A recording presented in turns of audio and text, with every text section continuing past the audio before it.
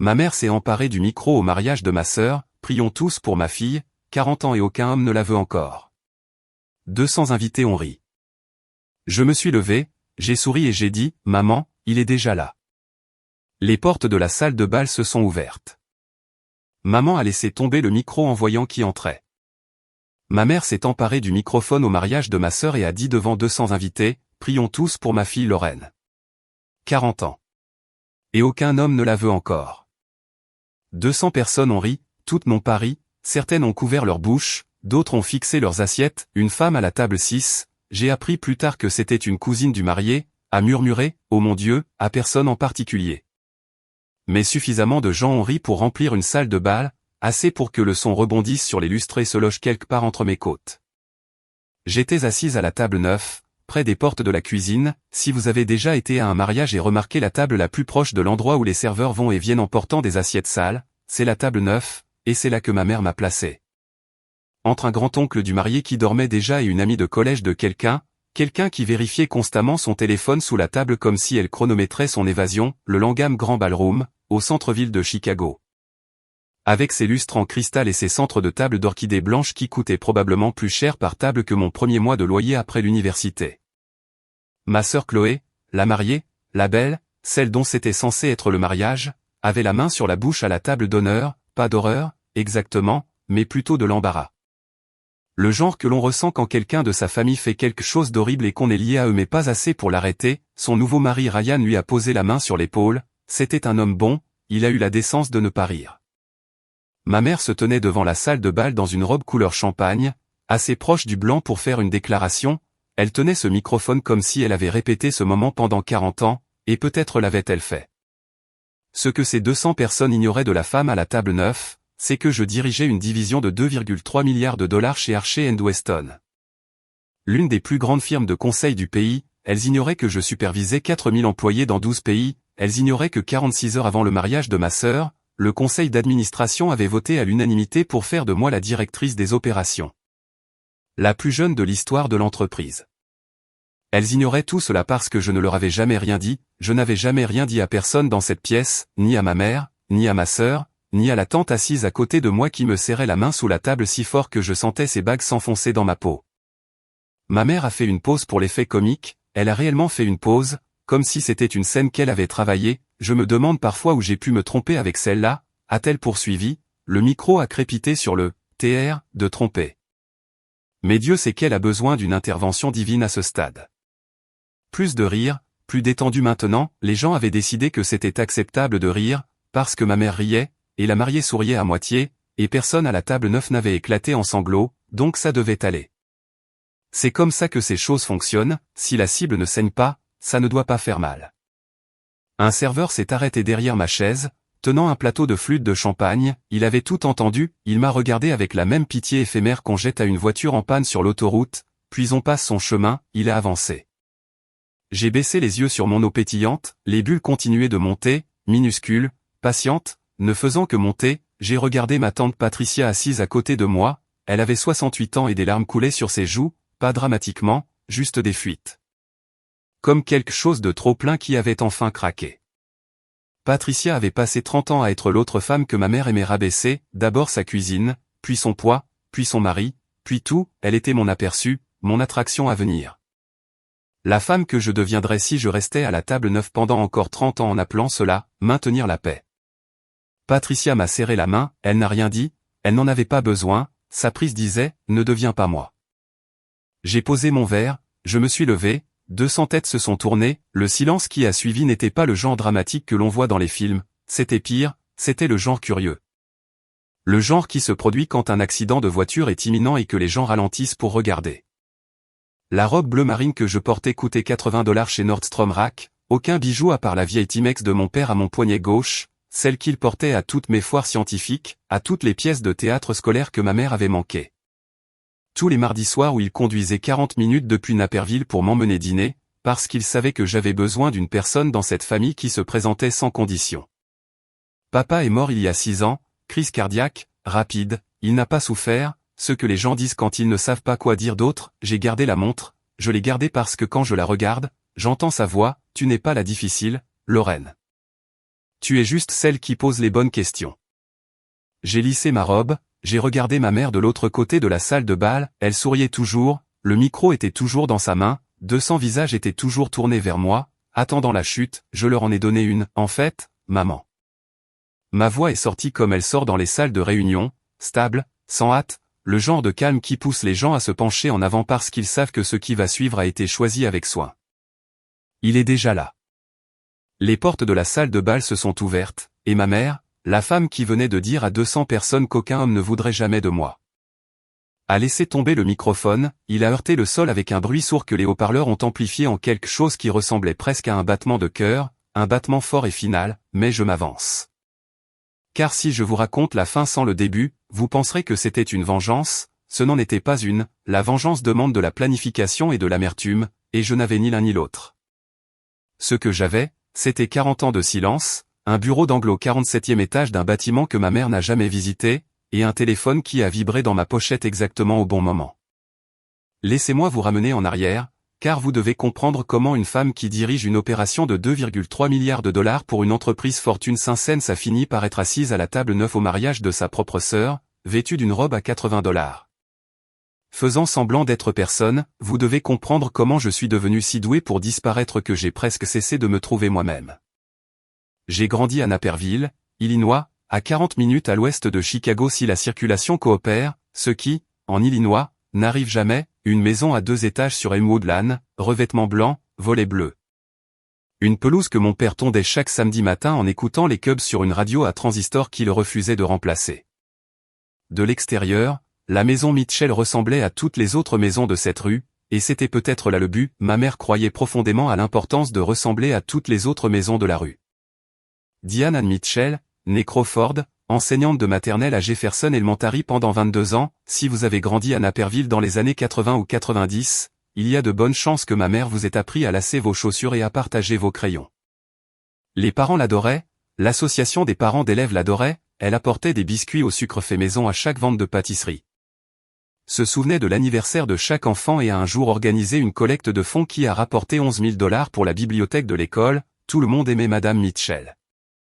À la maison, c'était un autre type d'enseignante, le programme était plus simple, il y avait 2 élèves et la courbe de notation était fixe, Chloé était le A+, j'étais l'incomplète. Ce n'était pas dramatique, c'est ce que les gens ne comprennent pas à propos de ce genre de choses, il n'y avait pas de dispute criarde, pas de porte verrouillée, pas de bleu que l'on pouvait montrer, c'était plus silencieux que ça, chirurgical. Le genre de coupure qui ne saigne pas à l'extérieur, alors on passe des années à se demander si la blessure est réelle. Les dessins de Chloé allaient sur le réfrigérateur, les miens dans un tiroir, les récitals de ballet de Chloé, les 2 parents au premier rang, ma mère filmant avec un caméscope qu'elle avait acheté spécifiquement pour les performances de Chloé, mes foires scientifiques, papa au dernier rang. Seul, me faisant un pouce levé qui signifiait tout et pas assez à la fois. Quand il y avait des invités, ma mère nous présentait toujours de la même manière, voici Chloé, ma petite fille, disait-elle, la main sur les cheveux de Chloé comme si elle présentait un ruban qu'elle avait gagné, et voici Lorraine. Pas de qualificatif, pas d'adjectif, juste mon nom, suspendu là comme une phrase jamais terminée.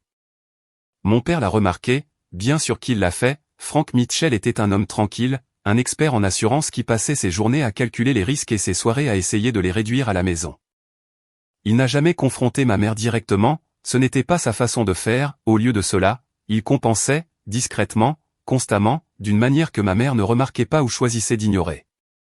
Il me conduisait à toutes les foires scientifiques, il laissait des post-it dans ma boîte à lunch, pas des sourires ou des cœurs comme certains parents, mais des faits.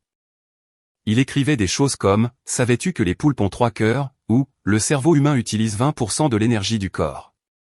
Le tien en utilise probablement plus. » J'ai gardé chacun d'eux, je les ai dans une boîte à chaussures dans mon placard à Chicago, 40 ans et je ne peux toujours pas les jeter. Mais il y a eu un après-midi qui a tout réorganisé.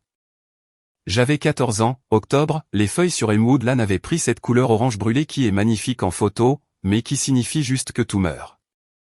Je suis rentré de l'école tôt, la pratique du décathlon académique avait été annulée, notre entraîneur avait la grippe, je portais mon bulletin scolaire dans mon sac à dos, des A partout, encore. J'avais cette idée que si je montrais les notes à maman et qu'elle les voyait en premier, avant que Chloé ne rentre, peut-être qu'elle dirait quelque chose, pas un défilé, juste quelque chose. Je suis entré par la porte de derrière, j'ai posé mon sac dans la cuisine, j'ai entendu des voix sur le porche d'entrée, ma mère et madame Calloway, 3 maisons plus loin, thé glacé, les bons verres, ce qui signifiait que ma mère faisait son numéro. Parce qu'elle ne sortait les bons verres que quand elle voulait impressionner quelqu'un, même si cette personne n'était que Barb Calloway, avec ses pulls en poil de chat et ses opinions sur les affaires de tout le monde. Je me suis arrêté dans le couloir, je n'avais pas l'intention d'écouter aux portes, j'allais juste prendre la porte du porche quand j'ai entendu mon nom. Chloé est ma jolie, disait ma mère, sa voix avait ce ton chaud et confidentiel qu'elle utilisait quand elle partageait quelque chose dont elle voulait avoir l'air réticente à parler, mais qu'elle avait en fait hâte de dire. Elle aura des garçons alignés autour du pâté de maison. Retenez mes paroles. Madame Calloway a murmuré quelque chose que je n'ai pas pu saisir. Lorraine? Ma mère a ri, un rire court, le genre de rire qui a un plancher mais pas de plafond. Eh bien, au moins elle est intelligente. Mais l'intelligence ne vous donne pas un mari, n'est-ce pas? L'intelligence ne tient pas un homme au chaud la nuit. Elles ont toutes deux ri, les verres de thé glacé ont teinté. J'étais debout dans le couloir, tenant la sangle de mon sac à dos, le bulletin scolaire était à l'intérieur, tous les A, 4.0, le papier aurait aussi bien pu être vierge. Je n'ai pas pleuré, je veux être clair là-dessus, quelque chose de pire s'est produit, quelque chose s'est refermé d'un clic, comme une porte qui se ferme dans une maison dont on ne savait pas qu'elle avait des pièces. Je suis monté à l'étage, j'ai sorti le bulletin scolaire de mon sac à dos, je l'ai épinglé sur le tableau en liège au-dessus de mon bureau, celui que seul moi regardais, et je n'ai plus jamais montré de note à ma mère. C'est ce jour-là que j'ai commencé à disparaître, pas physiquement, j'étais toujours là au dîner, toujours là à Noël, toujours là sur les photos de famille où ma mère positionnait Chloé devant et moi légèrement sur le côté, comme un accessoire fourni avec le décor. Mais quelque chose d'essentiel s'était retiré derrière un mur, j'ai arrêté de ramener mes victoires à la maison, j'ai arrêté de ramener quoi que ce soit qui puisse être pesé et jugé insuffisant. Ma mère n'a jamais remarqué le changement, pourquoi l'aurait-elle fait? On ne remarque pas l'absence de quelque chose à quoi on n'a jamais prêté attention en premier lieu. Mon père l'a remarqué, il n'en a rien dit pendant 3 ans. Puis un soir, en rentrant d'un dîner du mardi, il a dit, « Tu sais que tu n'as pas à gagner ta place dans cette famille, n'est-ce pas? Tu en as déjà une. » J'ai dit, « Je sais, papa. » Je ne savais pas, j'avais 17 ans et je croyais déjà, jusqu'à la moelle, que l'amour était une évaluation de performance et que je n'obtiendrais jamais une note de passage.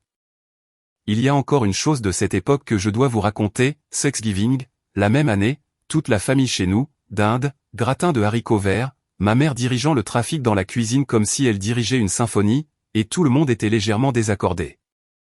Je m'étais échappé dans la chambre d'amis à l'étage, je lisais toujours. Ma tante Patricia m'y a trouvé, elle a frappé 2 fois, elle frappait toujours 2 fois, doucement, comme si elle demandait la permission d'exister, et s'est assise au bord du lit. Patricia était la sœur aînée de mon père, 68 ans maintenant, mais cette année-là, elle en avait 54, et elle ressemblait à une femme qui s'était excusée toute sa vie, elle avait la même posture que j'étais en train de développer, les épaules légèrement courbées. Prenant moins d'espace qu'elle n'en avait droit. « Ta mère te donne du fil à retordre ?» a-t-elle demandé. Pas plus que d'habitude. Patricia a souri, d'un sourire triste, le genre de sourire qui connaît la réponse avant la question. « Tu sais ce que je regrette le plus, ma chérie ?» Elle tripotait un fil sur la courte pointe, ne me regardant pas. Ce n'est pas que les gens ne me voyaient pas. C'est que je les ai aidés à ne pas me voir. Je suis devenu si doué pour disparaître qu'un jour je me suis regardé dans le miroir et je ne me suis plus trouvé non plus. J'avais 14 ans, je n'ai pas compris, je le ferai. 26 ans plus tard, debout dans une salle de bain de l'hôtel Langham, au centre-ville de Chicago, je comprendrais cette phrase si complètement qu'elle me briserait comme un œuf, mais ça, c'est pour plus tard. D'abord, je dois vous raconter l'empire que j'ai bâti pendant que personne ne regardait. Avez-vous déjà caché quelque chose dont vous étiez fier, juste parce que le montrer semblait trop dangereux? Oui. Moi aussi. Pendant 26 ans. Je suis parti pour Northwestern en août, après mes 18 ans, j'ai emballé 2 valises et une boîte de livres dans la butte de mon père pendant que ma mère se tenait sur le porche et disait « N'oublie pas d'appeler le dimanche ». Elle l'a dit de la même manière qu'elle me disait tout, comme une tâche qu'elle cochait sur une liste, plutôt qu'un sentiment qu'elle ne pouvait pas contenir. Mon père m'a conduite les 40 minutes jusqu'à Evanston dans un silence quasi total, pas le genre inconfortable, mais le genre qui se produit entre deux personnes qui se comprennent suffisamment bien pour savoir que les mots ne feraient qu'interférer. Quand il s'est garé devant le dortoir, il a coupé le moteur et est resté assis un instant, puis il a fouillé dans la poche de sa veste et m'a tendu un post-it. Il y était écrit, « La personne moyenne utilise 10% de son potentiel. Tu n'es pas moyenne. Va le prouver, mais seulement à toi-même. » J'ai glissé ce post-it dans mon agenda, je l'ai regardé tous les jours pendant 4 ans, à la remise des diplômes, l'encre avait presque disparu, mais je pouvais encore le lire les yeux fermés. Ma mère n'est pas venue à ma remise de diplôme universitaire, Chloé avait un récital de danse ce jour-là, elle avait 22 ans et faisait toujours du ballet de loisirs. Le genre où tout le monde reçoit un trophée et les parents applaudissent comme s'ils étaient au Lincoln Center, ma mère a choisi le récital. Mon père est venu seul, il portait sa meilleure cravate, la bleu marine avec de petits pois blancs, et il a pris une seule photo de moi tenant mon diplôme, summa cum laude, gestion des opérations. J'ai toujours cette photo dans un cadre sur mon bureau, au travail, juste à côté d'une photo de lui à ma première foire scientifique, même cravate, même fierté silencieuse sur son visage, 2 photos, 22 ans d'écart, même homme, même expression, voilà à quoi ressemble l'inconditionnel. Ça ne s'annonce pas, ça se manifeste simplement avec la même cravate bleu marine. Après Northwestern, j'aurais pu aller n'importe où, 3 entreprises m'ont proposé des postes avant même que j'ai terminé ma thèse. J'ai choisi Archer & Weston parce qu'elles avaient leur siège social à Chicago, parce qu'elles étaient les plus grandes, et parce que, si je suis honnête, j'avais quelque chose à prouver, pas à ma mère, j'avais abandonné cette idée, mais aux filles debout dans le couloir à 14 ans. Tenant un bulletin scolaire qui soudain ne signifiait plus rien, je voulais lui montrer que cela signifiait quelque chose, même si personne d'autre ne le verrait jamais. Les 5 premières années ont été brutales, le conseil en management dévore les gens vivants, surtout les femmes qui n'ont ni argent ni relation.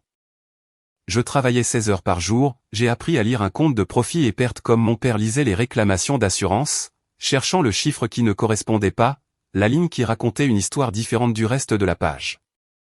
J'étais bonne dans ce domaine, pas bonne pour une femme, mais bonne, pas bonne pour son âge, mais bonne. À 30 ans, j'étais responsable principal, à 33 ans, directrice.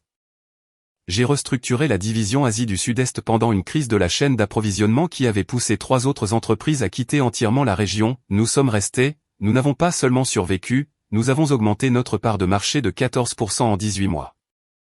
Le PDG de l'époque m'a envoyé une note manuscrite, vous venez de nous faire économiser 340 millions de dollars. Je vous dois un dîner de steak. Je n'ai jamais eu ce dîner de steak, j'ai eu quelque chose de mieux, j'ai été remarqué par l'homme qui a remplacé ce PDG 2 ans plus tard.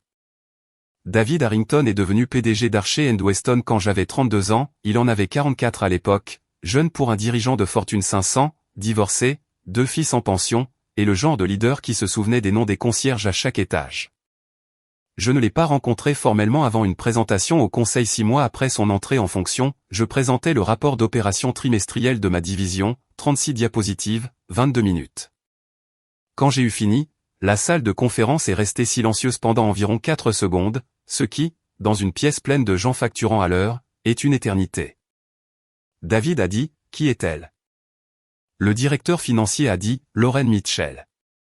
Elle dirige l'opération en Asie du Sud-Est. David a dit, pourquoi ne dirige-t-elle pas plus? En un an, j'étais vice-présidente des opérations, 12 pays, 4000 employés, un portefeuille de 2,3 milliards de dollars. Un bureau d'angle au 47e étage avec une vue sur le lac Michigan dont je ne me lassais jamais, même les jours gris, surtout les jours gris, car les jours gris à Chicago ont une lumière particulière qui donne l'impression que tout pense. David est devenu mon mentor, pas au sens des brochures d'entreprise, où quelqu'un vous invite à déjeuner 2 fois par an et vous donne des conseils vagues sur l'implication, mais au sens réel.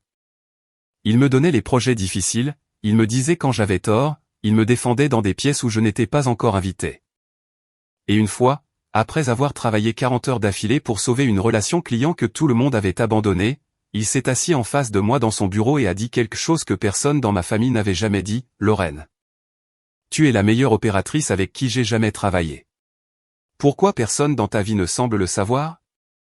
Je lui ai donné la réponse que j'avais répétée, je garde le travail et la famille séparés. Il s'est adossé à sa chaise, David avait cette façon de se taire qui vous donnait l'impression de lui avoir juste remis un puzzle qu'il allait résoudre, que vous le vouliez ou non. Ce n'est pas de la séparation, a-t-il dit, c'est de la dissimulation. Je n'ai pas répondu, qu'allais-je dire? Il avait raison, je savais qu'il avait raison, mais avoir raison et être prêt à faire quelque chose sont deux choses différentes, et j'avais vécu dans la mauvaise pendant très longtemps. Voici ce que ma famille savait de ma carrière. Lorraine travaille dans une entreprise de conseil en centre-ville, une sorte de manager, gagne probablement un salaire décent parce qu'elle a un appartement assez sympa, mais rien d'extravagant, elle conduit une Honda Accord. Même pas neuve, elle ne parle pas beaucoup de son travail, elle ne parle pas beaucoup de rien du tout, en fait. Voici ce qu'il ne savait pas, la Honda Accord était un choix, pas une limitation, mon salaire de base était de 340 000 $, plus les bonus, j'aurais pu conduire une Porsche, j'ai choisi de ne pas le faire.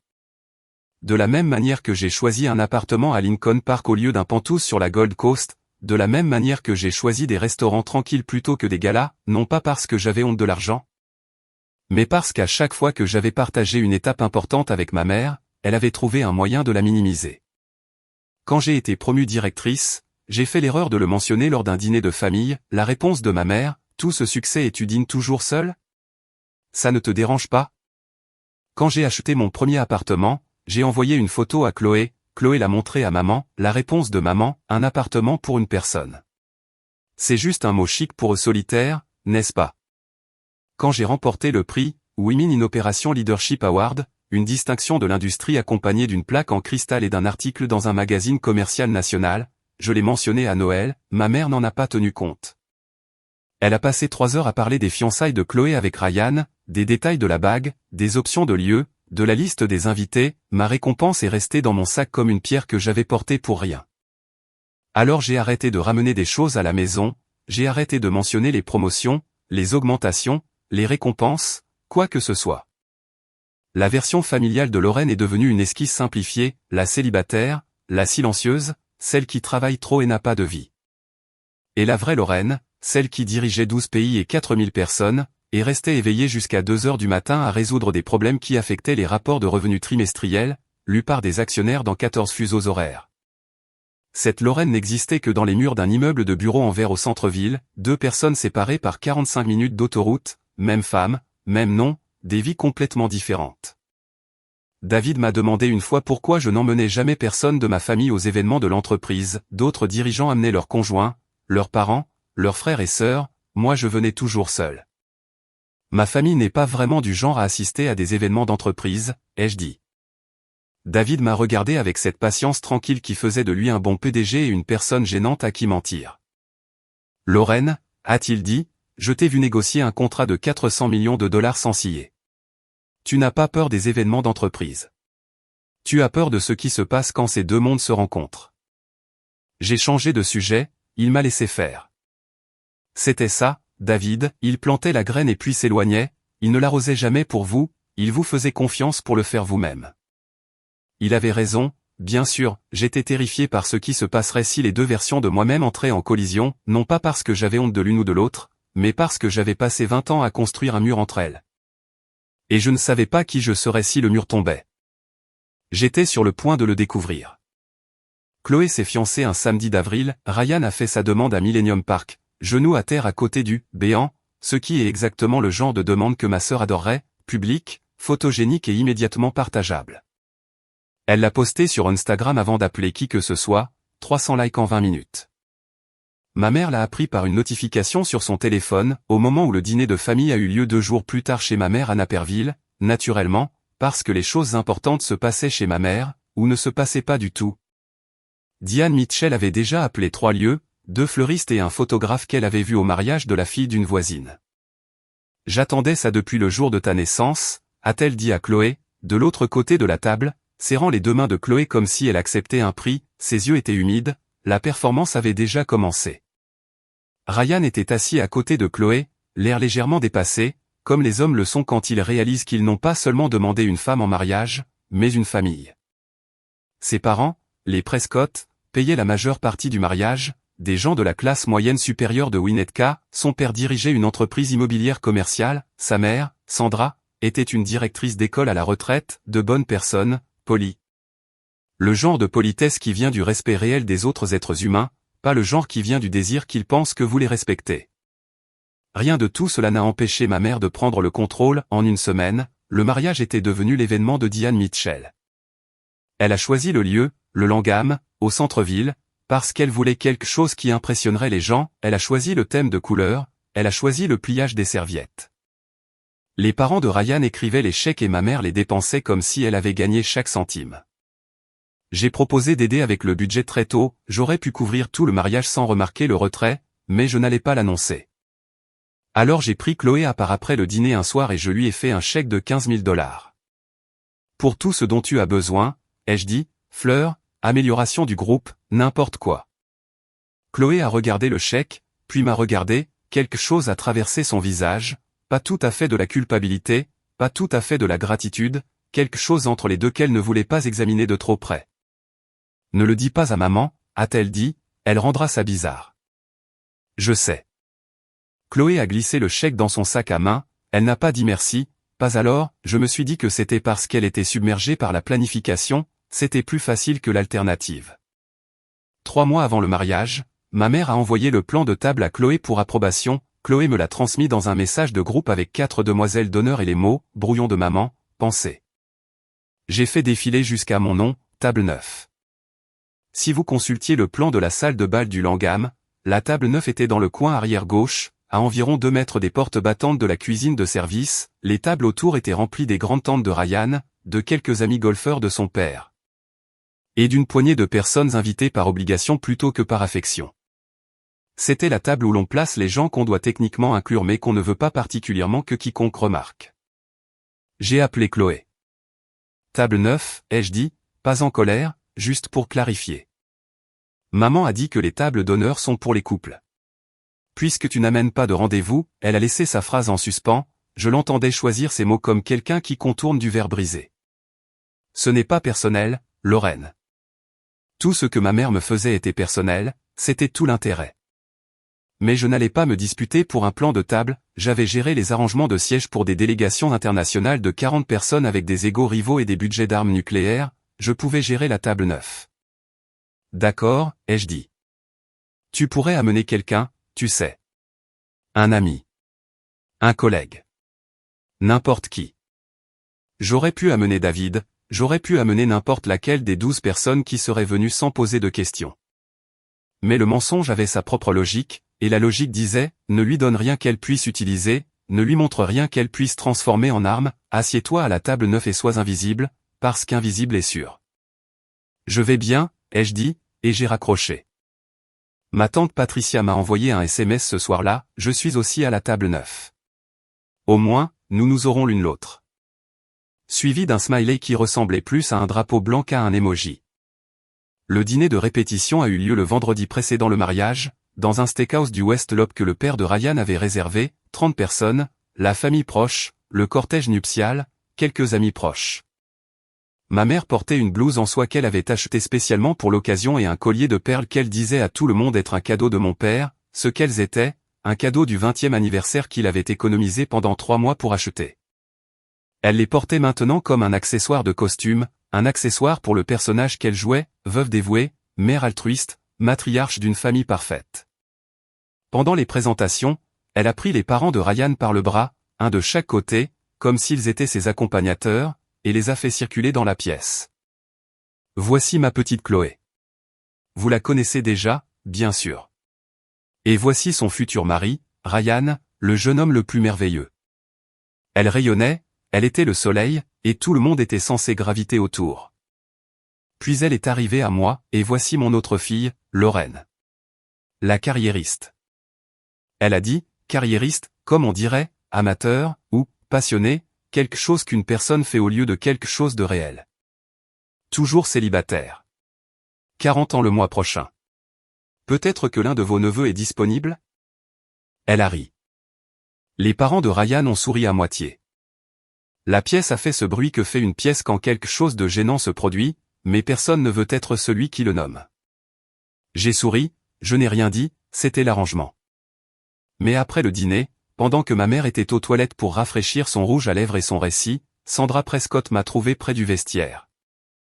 C'était une petite femme aux cheveux gris courts et aux yeux qui suggérait qu'elle avait passé 30 ans à observer des enfants et à apprendre à voir ce qu'ils ne disaient pas. Lorraine, a-t-elle dit, doucement, comme si elle attendait un moment sans public. Pour ce que ça vaut, il n'y a rien de mal à construire quelque chose pour soi-même avant de le construire avec quelqu'un d'autre. Certains d'entre nous auraient aimé l'avoir fait ainsi. Je l'ai regardée, cette femme que j'avais rencontrée 3 fois, cette étrangère qui venait de me dire plus en 2 phrases que ma mère ne m'avait dit en 40 ans.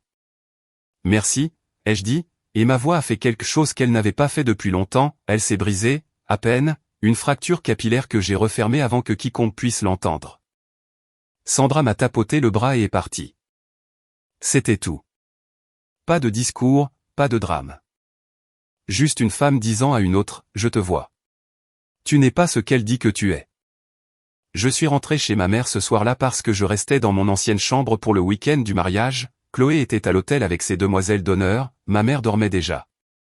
Ou faisait semblant, elle avait bu 3 verres de chardonnay au dîner et avait tendance à confondre l'inconscience avec un coucher précoce.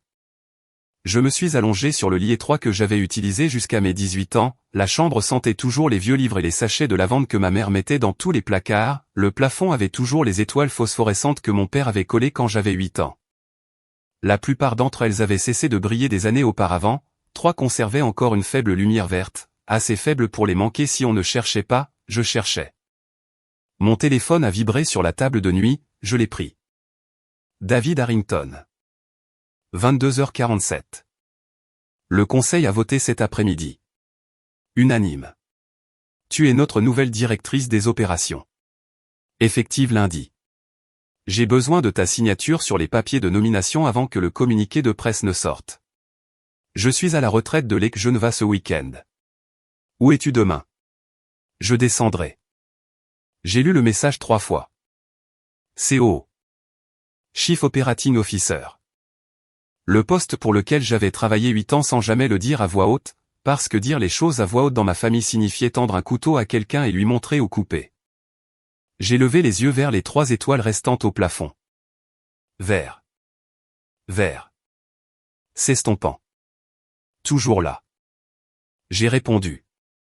Je serai au Langham, centre-ville. Mariage de ma sœur. David, je te trouverai.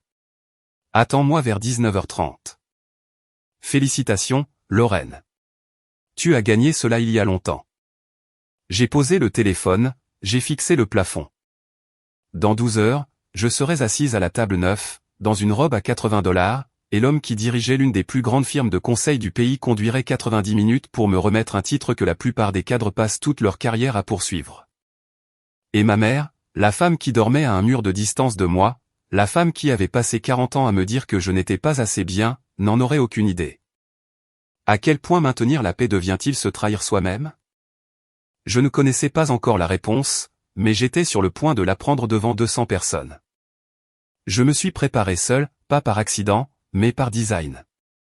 Ma mère avait réservé la suite nuptiale au Langham pour Chloé et ses 4 demoiselles d'honneur, dont aucune n'était moi.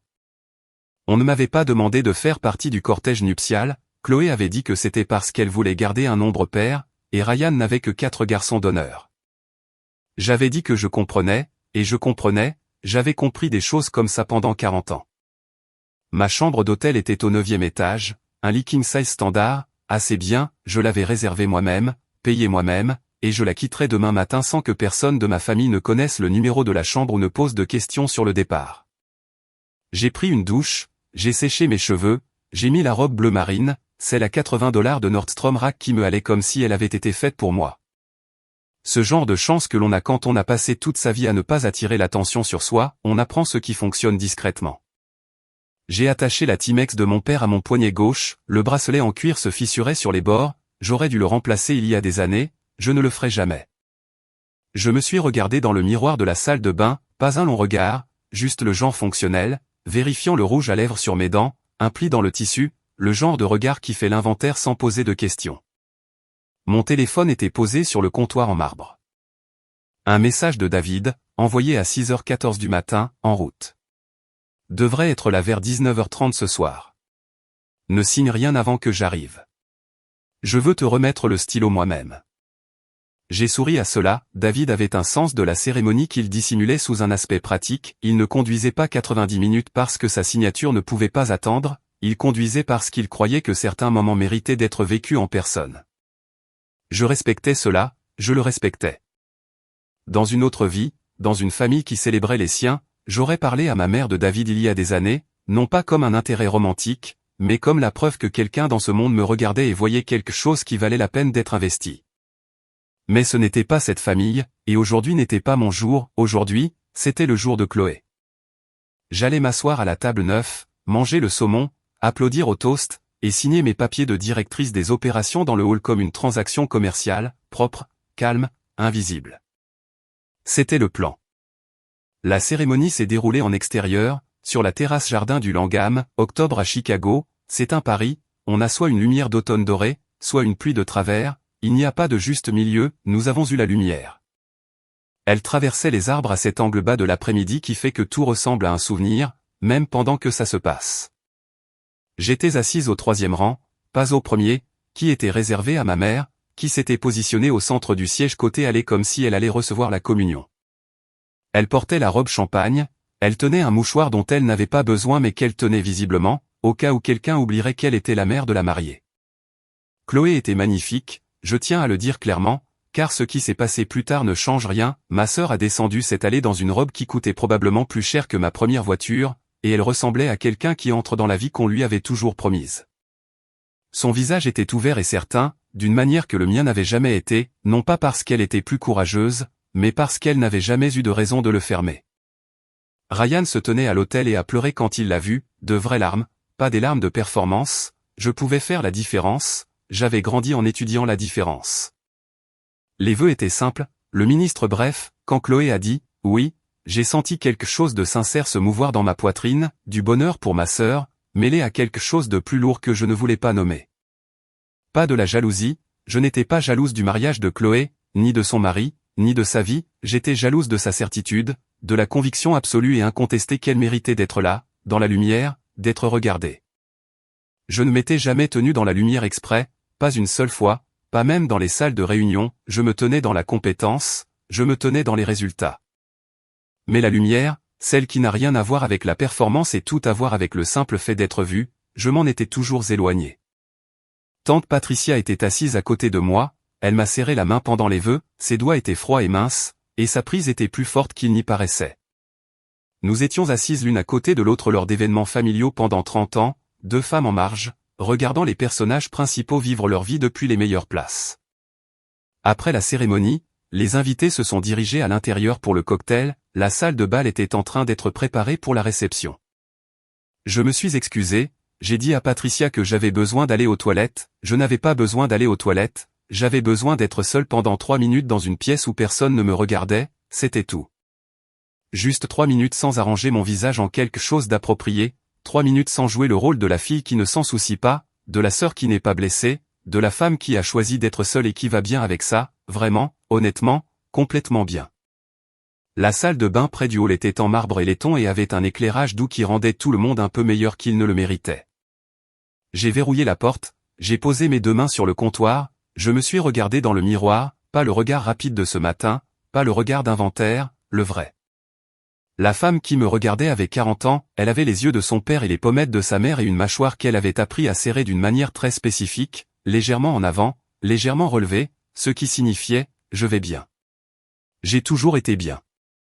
Ne me demandez pas si je vais bien parce que la question elle-même est une insulte à la perfection de mon état. Elle était aussi la plus jeune VP de l'histoire d'une entreprise Fortune 500, elle gérait 2,3 milliards de dollars dans 12 pays, elle avait 4000 personnes qui lui rendaient compte directement ou indirectement. Et il y a 46 heures, elle avait été unanimement choisie pour être directrice des opérations. Et elle était assise à la table 9, près de la cuisine, entre un grand-oncle endormi et une inconnue qui consultait son téléphone. J'ai serré le comptoir. Quelque chose se passait. Pas de la colère, j'avais géré la colère toute ma carrière. Pas de la tristesse était assez familière pour être un meuble. Quelque chose d'autre. Quelque chose qui ressemblait au moment avant de sauter d'une corniche sur laquelle on se tient depuis si longtemps qu'on a oublié que c'était une corniche. La voix de tante Patricia, d'il y a 26 ans, dans une chambre d'amis qui sentait la lavande, je suis devenu si doué pour disparaître qu'un jour je me suis regardé dans le miroir et je ne me suis plus trouvé non plus. Je me suis regardé dans le miroir. Je me suis trouvé. Elle était là, depuis le début, cachée derrière une robe bleu marine et un profil bas et une Honda Accord et 20 ans de silence stratégique. Caché parce qu'une femme sur un porche avait dit un jour que l'intelligence ne tient pas un homme au chaud la nuit. Et une adolescente avait décidé que la réponse la plus sûre était de cesser complètement d'être vue. Mais la femme dans ce miroir, celle avec la montre de son père au poignet et un titre de directrice des opérations qui attendait dans un porte-document en cuir sur le siège arrière de la voiture de quelqu'un, elle n'avait plus 14 ans et le Porsche était il y a 30 ans. Et la femme qui avait prononcé ces mots avait encore du pouvoir, seulement parce que je le lui remettais, année après année, fête après fête, table neuf après table neuf. Ma mère n'allait pas changer, elle aurait pu recevoir un appel du président des États-Unis félicitant sa fille et elle aurait trouvé un moyen de dire, mais toujours pas de mari. C'était qui elle était. Ce serait toujours qui elle serait. La question n'était pas de savoir si elle changerait. La question était de savoir si j'allais continuer à construire ma vie autour de ses limitations. J'ai lâché le comptoir. J'ai redressé mes épaules. Pas de façon dramatique. Pas comme une scène de film où la musique monte. Juste un petit ajustement. Le genre de changement qui serait invisible pour quiconque me regarderait. Mais je le sentais. Quelque chose s'était déverrouillé. Pas un plan. Pas un complot de vengeance. Pas un discours que j'allais prononcer. Juste une décision tranquille et profonde que j'en avais fini de me cacher, fini de jouer un rôle, fini de m'asseoir à des tables que je n'avais pas choisies, dans des pièces où j'étais la personne la plus compétente et la moins visible. Je me suis lavé les mains, je les ai séchées avec la serviette en tissu, je suis sorti de la salle de bain et je suis retourné vers la salle de bal. Tante Patricia m'attendait à l'entrée, tenant 2 verres d'eau pétillante. Elle m'en a tendu un, a regardé mon visage, a incliné la tête. « Tu as l'air différente », a-t-elle dit. « Je me sens différente. » Patricia m'a étudié un long moment, puis elle a souri, un vrai sourire, pas le genre drapeau blanc, et a dit « Bien ». Nous sommes entrés ensemble dans la salle de bal. Table 9. Près des portes de la cuisine. Mais pour la première fois de ma vie, je n'étais pas assise là parce que j'avais accepté d'être invisible. J'étais assise là parce que l'endroit où il me mettait n'avait plus d'importance. Les toasts ont commencé à 7 heures. Le témoin de Ryan est passé en premier, un colocataire de collège nommé Greg, qui a raconté une histoire sur Ryan qui avait brûlé des ramans dans la cuisine de leur dortoir en 2e année, tout le monde a ri. La demoiselle d'honneur de Chloé est passée ensuite, son amie de collège, Brittany Opamoire avec un discours sur la fraternité et le fait de trouver sa personne. Elle a pleuré à la fin, et la moitié de la salle aussi. C'était un bon discours, j'ai applaudi, sincèrement. Puis ma mère s'est levée, elle n'a pas attendu d'être présentée, elle n'a pas attendu que le DJ lui tende le microphone, elle a marché vers l'avant de la salle de bal comme elle entrait dans chaque pièce, comme si on l'avait appelée. Comme si l'événement l'attendait avant de pouvoir vraiment commencer. Puisque mon cher Franck ne peut pas être ici ce soir, a-t-elle dit, pressant le mouchoir sur son œil, je parlerai pour nous deux. Mon père n'aurait pas dit ce qu'elle était sur le point de dire, mon père se serait tenu à ce microphone et aurait dit à Chloé qu'il était fier d'elle, puis se serait rassis sans me mentionner du tout, car c'était sa façon de me protéger en ne faisant pas de moi une cible. Mais mon père était mort. Et ma mère avait le micro. Elle a commencé par Chloé, 5 minutes de l'enfance de Chloé, récital de ballet, bal de promo, la fois où Chloé lui avait fait une carte de fête des mères entièrement en paillettes et Diane l'avait toujours dans un tiroir. La pièce était chaleureuse de cela, les gens hochaient la tête, certains étaient émus. Ma mère dirigeait la pièce comme elle le faisait toujours, tirant les ficelles du sentiment jusqu'à ce que tout le public se penche comme elle le voulait. Puis ses yeux m'ont trouvé de l'autre côté de la salle de bal, j'ai vu le changement, je l'avais vu 1000 fois aux tables de dîner, au fait, à chaque événement familial où le projecteur n'était pas suffisant et elle avait besoin d'une ombre pour le rendre plus lumineux. Sa bouche a changé de forme, pas un sourire et pas un froncement de sourcils, quelque chose entre les deux, l'expression d'une femme sur le point de dire quelque chose qu'elle avait gardé. Et je veux prendre un moment pour mon autre fille, Lorraine. Elle a fait une pause. Prions tous pour elle. 40 ans. Et aucun homme ne la veut encore. La pièce a réagi comme les pièces réagissent à ce genre de choses, par couches. D'abord le halètement, quelques inspirations aiguës de personnes qui n'arrivaient pas à croire qu'elle l'avait dit. Puis le rire nerveux, ce que les gens font quand ils ne savent pas quoi faire d'autre. Puis le vrai rire, qui venait des gens qui avaient décidé que c'était une blague parce que c'était plus facile que de décider que c'était de la cruauté. 200 personnes. Riant. De moi. Je me demande parfois où je me suis trompé avec celle-là, a continué ma mère, inclinant la tête comme si elle était sincèrement perplexe. Mais Dieu sait qu'elle a besoin d'une intervention divine à ce stade. Le rire a enflé, ma mère a souri dedans comme un chanteur sourit aux applaudissements. Voici ce que je pensais pendant que 200 personnes riaient de moi, je pensais à une salle de conférence au 47e étage d'un immeuble, à 14 miles de cette salle de bal, où, mardi dernier, j'avais négocié une prolongation de contrat de 400 millions de dollars avec un client qui était prêt à partir, 3 heures, pas de notes, juste moi, et une table, et un homme qui dirigeait un fonds souverain, et qui, à la fin, m'avait serré la main et dit, « Je n'ai jamais rencontré quelqu'un comme vous. » Je pensais à 4000 personnes qui ouvriraient un email lundi matin, et apprendraient que leur nouvelle directrice des opérations était une femme nommée Lauren Mitchell. Et la plupart d'entre elles ne seraient pas surprises, car elles m'avaient vu travailler pendant 8 ans, et elles le savaient déjà. Je pensais à la montre de mon père à mon poignet, 19h12, David serait là dans 18 minutes. Et je pensais à la femme dans le miroir de la salle de bain, celle qui avait décidé, 45 minutes plus tôt, qu'elle en avait fini de disparaître. Ma tante Patricia était assise à côté de moi, sa main était sur la table, paume vers le haut, comme une offrande. Je ne l'ai pas prise, non pas parce que je ne voulais pas, mais parce que si je prenais sa main, je pourrais m'adoucir, et je ne pouvais pas me permettre de m'adoucir maintenant. En ce moment, j'avais besoin de la version de moi qui concluait des affaires, pas de la version qui souffrait. J'ai regardé Diane, elle tenait toujours le microphone, toujours se nourrissant de l'ambiance de la pièce, toujours jouant le rôle qu'elle avait joué toute ma vie, la mère qui essayait si fort, la mère qui s'inquiétait tant, la mère qui ne voulait que le meilleur, bénie, qu'elle soit bénie. Elle n'avait jamais voulu ce qu'il y avait de mieux pour moi, elle voulait ce qu'il y avait de mieux pour l'histoire qu'elle se racontait, et dans cette histoire, j'étais le cas d'étude, la preuve que même une mère parfaite ne peut pas sauver tous les enfants. Mon téléphone a vibré dans ma pochette, je l'ai ouvert sous la table. David. Arrivé à l'hôtel maintenant. Où dois-je te retrouver? C'était le moment. Je pouvais lui envoyer, Hall, et nous signerions les papiers à un bureau près du concierge et je retournerais à la table 9 et personne dans cette pièce ne le saurait jamais. C'était le choix sûr. Le choix invisible. Le choix que je faisais depuis 26 ans.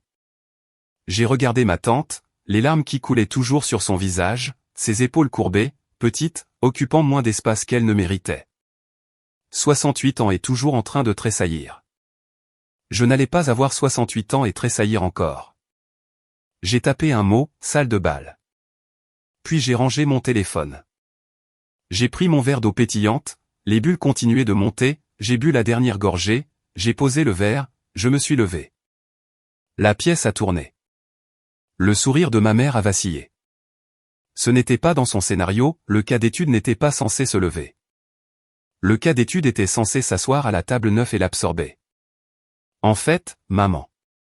Ma voix est sortie exactement comme je le voulais, stable comme dans une salle de réunion, la voix qui avait convaincu des fonds souverains de conclure des contrats à 9 chiffres, la voix que 4000 personnes suivaient parce qu'elle ne tremblait jamais. Il est déjà là. Les portes de la salle de bal se sont ouvertes. David Harrington est entré dans cette salle de bal comme il entrait dans chaque pièce, comme s'il y appartenait, mais sans être intéressé à le prouver. Cheveux argentés, costume anthracite, le genre de posture qui vient de diriger des choses si longtemps qu'on oublie ce que ça fait de demander la permission. 200 têtes se sont tournées, pas parce qu'elles savaient qui il était, mais parce qu'il se comportait comme quelqu'un que l'on devrait connaître. Il a balayé la pièce du regard, m'a trouvé, a marché directement vers la table 9 sans hésiter, sans regarder personne d'autre, sans s'arrêter pour évaluer la température sociale d'une salle de bal qui riait à mes dépens 30 secondes plus tôt. Ma mère était toujours debout devant, le micro à la main, son visage passait par différentes expressions, confusion d'abord, parce que ce n'était pas dans le scénario, puis curiosité, puis quelque chose qui ressemblait presque à de l'espoir.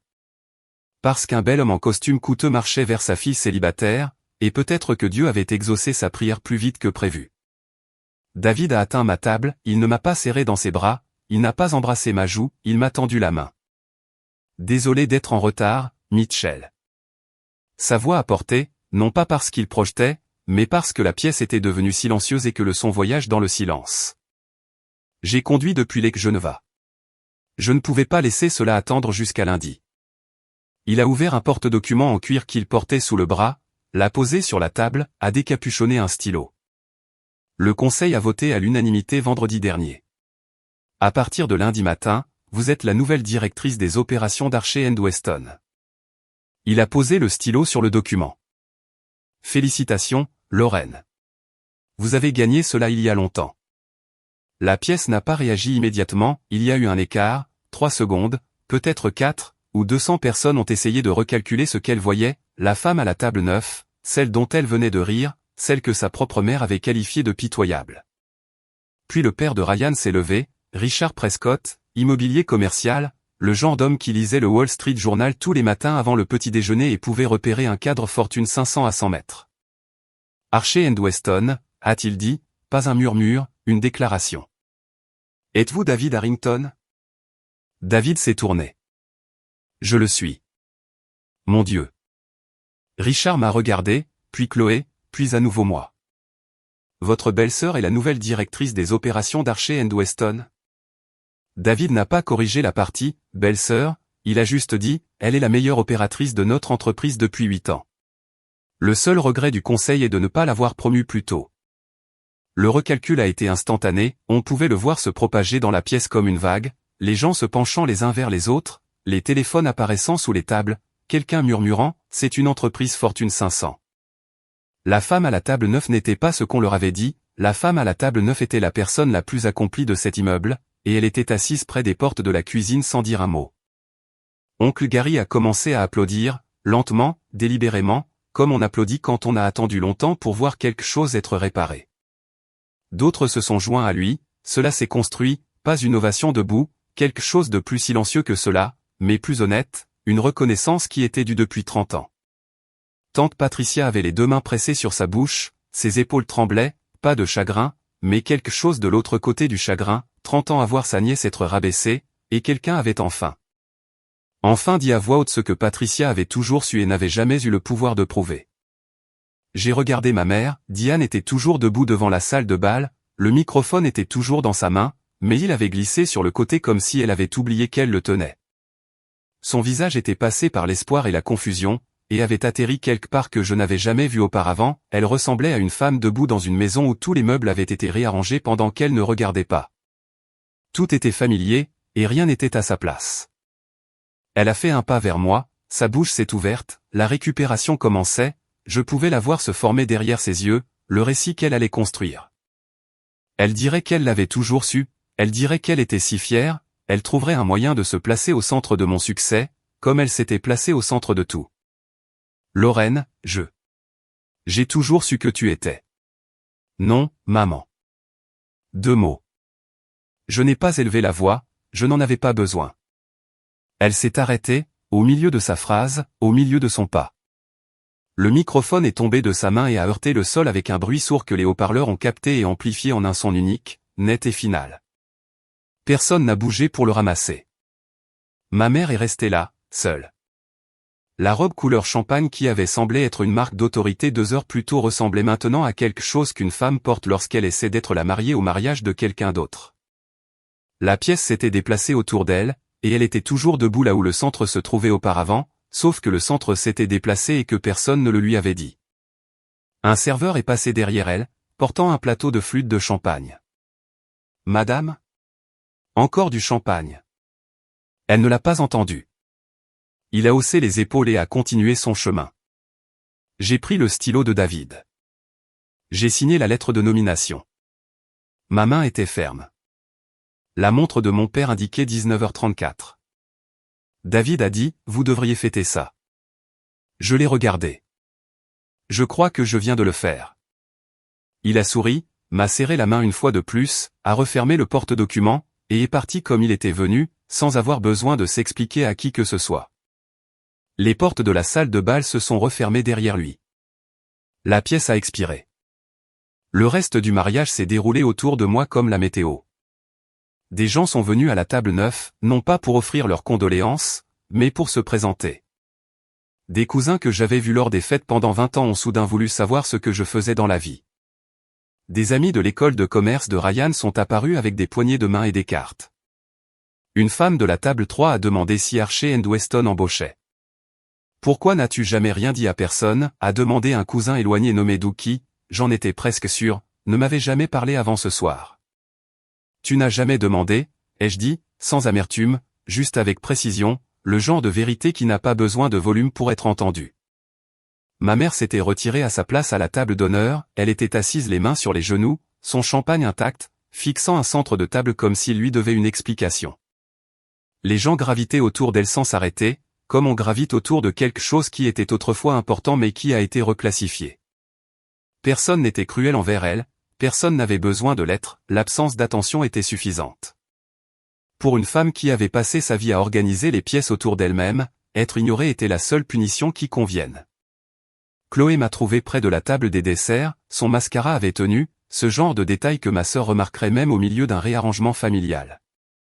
Elle se tenait devant moi dans sa robe de mariée à 3 volants, et elle ressemblait exactement à ce qu'elle était, une femme qui avait passé toute sa vie sous les projecteurs, essayant de comprendre quoi faire, maintenant que quelqu'un l'avait dirigée ailleurs. Tu aurais pu me le dire, Lorraine. J'ai regardé ma sœur, ma belle-sœur, simple, bien-aimée, qui n'avait jamais été présentée comme mon autre fille, qui n'avait jamais été placée à une table près de la cuisine, qui avait glissé un chèque de 15 000 $ dans son sac à main sans dire merci, parce que dans le monde de Chloé, être prise en charge était simplement ce qui arrivait. J'ai essayé, ai-je dit, pendant 20 ans. Tu n'écoutais tout simplement pas. Chloé a ouvert la bouche, l'a refermée. Quelque chose a bougé derrière ses yeux, pas encore la compréhension, mais le précurseur de la compréhension, le moment avant qu'une fissure ne se forme. Elle pourrait y arriver un jour, elle pourrait m'appeler dans 3 semaines et dire « J'ai réfléchi à ce que tu as dit ». Ou pas.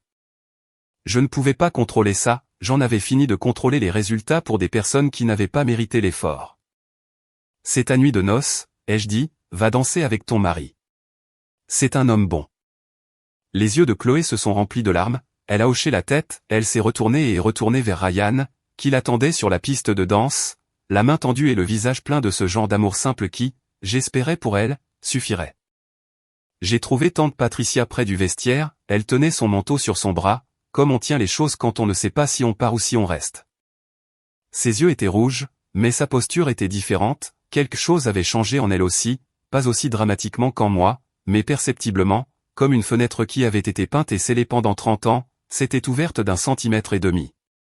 Elle a pris mon visage dans ses 2 mains, ses doigts étaient froids et ses paumes chaudes, et elle m'a tenu comme si j'étais quelque chose qui pourrait disparaître si elle lâchait prise. « Tu as fait ce que je n'ai jamais pu faire », a-t-elle dit. « Merci. Il n'est pas trop tard pour toi non plus, tante Pat. » Elle a souri. C'était la chose la plus compliquée que j'ai jamais vue sur un visage humain, espoir, chagrin et regret, et quelque chose qui aurait pu être le premier souffle d'une vie qu'elle n'avait pas encore commencé à vivre. Peut-être, a-t-elle dit, et la façon dont elle l'a dit ressemblait moins à du doute qu'à une porte contestait. Je l'ai embrassée sur la joue. J'ai pris mon manteau. Je suis sorti du Langham Grand Ballroom et je suis allé dans la nuit d'octobre. Le parking était froid et silencieux et sentait le béton et l'échappement, et le vide particulier qui suit quand on a été dans une pièce pleine de monde, et que soudain on ne l'est plus. Ma Honda Accord était au 3e niveau. Je l'ai déverrouillé, je me suis assise sur le siège conducteur, je n'ai pas démarré le moteur. La ligne d'horizon de Chicago était visible à travers les lattes de béton du mur du garage, verre, acier et lumière, tout cela indifférent à ce qui venait de se passer dans une salle de bal 16 étages plus bas. La ville ne se souciait pas du toast de ma mère, ni de mon titre, ni des 2 mots que j'avais prononcés et qui avaient mis fin à une performance de 30 ans. Elle continuait simplement. J'ai trouvé cela réconfortant. J'ai regardé la montre de mon père. 21h47. J'ai arrêté de disparaître, papa, ai-je murmuré. Les mots se sont embués dans l'air froid et se sont évanouis, comme s'ils avaient attendu d'être prononcés et que maintenant qu'ils l'avaient été, ils n'avaient plus besoin d'exister. Mon téléphone était posé dans le porte-gobelet. Pas de message de maman. Je n'en attendais pas, je n'en avais pas besoin. Un message de David, lundi, 8h. Votre nouveau bureau est au 48. Suite d'angle. Vous l'avez mérité. J'ai démarré la voiture. La radio s'est allumée au milieu d'une chanson, quelque chose que je ne reconnaissais pas. Quelque chose avec un piano et une voix de femme qui chantait sur la conduite les fenêtres baissées. Je n'ai pas changé de station. J'ai quitté le garage et suis monté sur Michigan Avenue, et la ville s'est ouverte devant moi, comme les villes le font quand on se dirige enfin vers quelque chose au lieu de s'en éloigner. Ma mère a appelé 2 fois la semaine suivante, je n'ai pas répondu. Non pas par colère, mais par paix. Chloé a envoyé un message une fois, pouvons-nous parler?